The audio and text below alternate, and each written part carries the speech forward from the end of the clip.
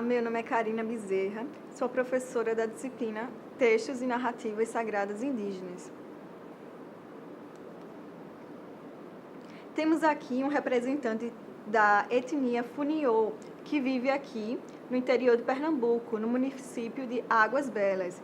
Ele está falando da cultura de seu povo para alunos de uma escola pública no Jardim Botânico, em Brasília, Distrito Federal.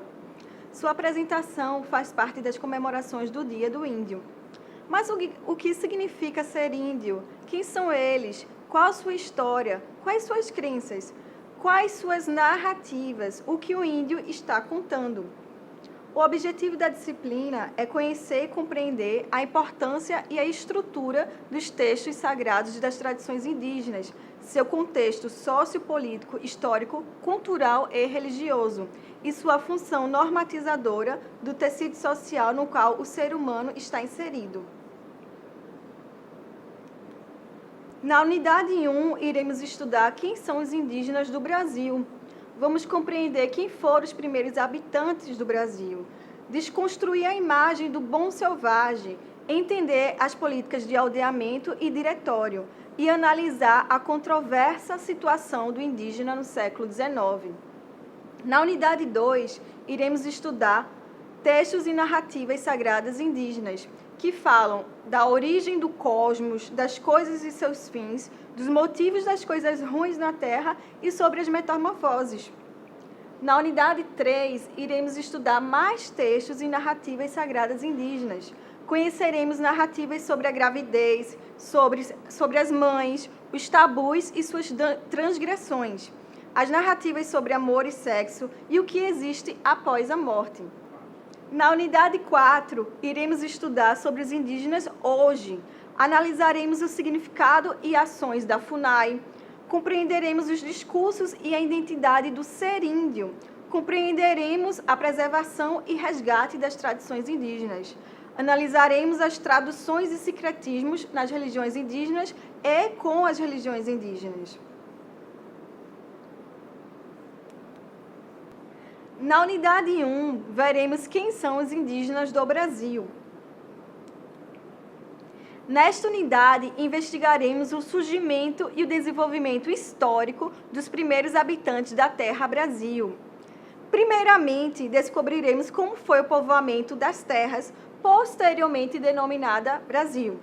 Veremos resquícios de fogueiras, esqueletos e pinturas muito antigas. Procuraremos responder como era a fauna e flora e como nossos ancestrais conviviam nela. Quais foram as culturas que eles produziram e as respostas que criaram para viver nesse mundo. Aqui nós temos pinturas rupestres da Serra da Capivara, no Piauí, representando a cultura indígena pré-histórica. Na segunda parte, veremos como foram os primeiros contatos dos europeus com os indígenas do Brasil e desconstruiremos a imagem do bom selvagem, sujeito passivo no devir histórico. Mostraremos as lutas de resistências, bem como as alianças entre europeus e indígenas. Também veremos as traduções, sincretismos e construções de crenças religiosas mediante o novo mundo em que o índio se encontrava. Aqui nós temos o quadro representando o último tamoio, que foi durante a Guerra dos Tamoios. Na terceira parte, trataremos dos aldeamentos e do diretório. Veremos como os índios foram coagidos a saírem de suas terras para ir morarem nas aldeias construídas perto do controle português, para servirem de mão de obra aos seus interesses e serem cristianizados. Veremos que, com o intuito de assimilar os índios à sociedade, uma série de leis estabeleceu que eles não pudessem mais praticar sua cultura, como, por exemplo, falar sua língua nativa, e que seriam tratados igualmente como vassalos, e os brancos poderiam também viver nas aldeias.